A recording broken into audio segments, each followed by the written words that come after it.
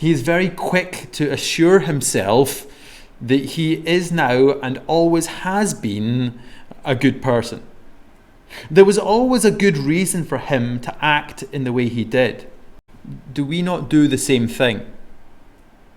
Do we not have ourselves as the hero of the tale, where our aims, our goals, our dreams are what matter, and that those should work, and anybody who works in a way that endangers our plans, well, they're bad. We give ourselves plenty of slack when it comes to how we achieve our ends. For after all, when you're the good guy, the ends justify the means. Not like those bad guys that you hear about. I was talking to a colleague of mine 2 weeks ago, and he told me that when he was 18, he was in a fight with 2 other guys. He was the one that threw the first punch, and then a group of his friends who happened by joined in. Then they outnumbered the people he was fighting with, and they did real damage. He was arrested. The police had witnesses. One of his friends found out who these witnesses were and threatened them to ensure that they would not testify against my colleague. As he was telling me this story, it was obvious that he considered this a totally acceptable thing to do.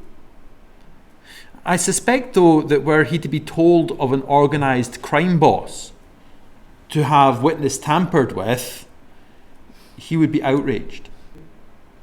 Do we rage against those who speed past us, giving us a shock, but then drive with gusto when we are running late? We will let a friend know of a good job that is coming up at our work and maybe even put in a good word with the boss. But then be furious when we find out that politicians have given COVID contracts to companies of friends and family. Would we be okay if we were to find a tradesman working on our house renovations just chilling out, reading the newspaper when we're paying him by the hour? Then how do we feel about ourselves when we take those long toilet breaks or research our next holiday destination when we should be finishing a report? We are disgusted by the bratty child we see in the supermarket. When our own children are bratty, well, they're special, gifted. Their teachers just don't understand them. We all like to think that we would have been the ones who would have stood up against tyranny. That we were so much better than everybody else around us. That if we were in charge, then the world would be a much better place. But the truth is, we would have probably turned Anne Frank away. We would be just as corrupt as any politician on the circuit today. Many of us, and I include myself in this, are kept from pursuing evil and self by the fear of ramifications or lack of ability. The truth is, we are not the moral hero. We are not the protagonist of the story. We are the criminal. We are the wicked ones. We are the antagonist. On the occasion we do good, it is with a self-satisfied feeling that expects a pat on the back from those around us. All these moral failures the Bible calls sin. Some of you may even be able to tell me all of the 10 Commandments found in Exodus. You may think that you've kept them. You are, after all, a good person. I mean, yes, you sometimes skive at work, but you are a loyal friend. Like Lord Mandelson. He was a loyal friend, was he not? In Matthew chapter 7, Jesus says, "Judge not, that you be not judged. For with the judgment you pronounce, you will be judged. And with the measure you use, it will be measured to you." There are some who think that this means that we should not pass judgment on the moral failures of others. But if you read it in context, you'll quickly see that is not the point.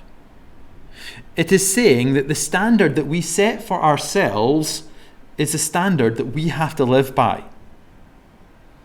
It is not saying that all actions are morally permissible. If we just keep reading into the next verse, Jesus says, "Why do you see the speck in your brother's eye, but do not notice the log that is in your own eye? How can you say to your brother, 'Let me take the speck out of your own eye,' when there's a log in your eye? You hypocrite! First take the log out of your own eye, then you will see clearly to take the speck out of your brother's eye." You are expected to help others deal with their moral failures. But in order to do so, you must deal with your own. So I'd like you to take a minute or two to contemplate not the evils that others have done, but rather to focus on your own actions, your own thoughts, and see them from the point of view of another. See and understand that you have done wrong. Romans chapter 3 verse 23 reminds us that all have sinned. There you have it, you say.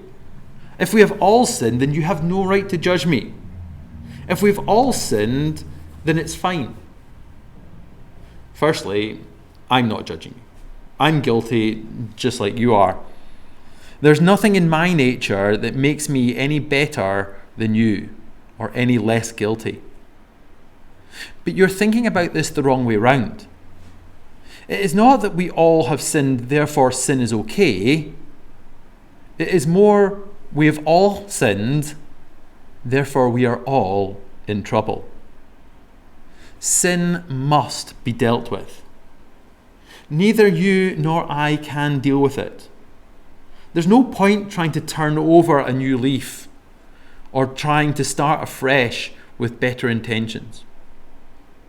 The reality is that if we wish to get the log out of our own eye so that we can help others get the speck out of theirs, then we must go to the true protagonist of the tale. I mentioned earlier that we all think of ourselves as the hero of the story, when in fact we are the villain. Well, I'd like to introduce you now to the real hero.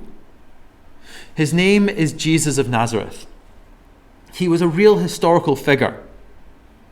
We have 4 biographies of his life. He's also mentioned by other historians of the time. Jesus did not fail the moral test. He did stand against tyranny. He did speak out against corruption. He did help those in need. He did show wisdom.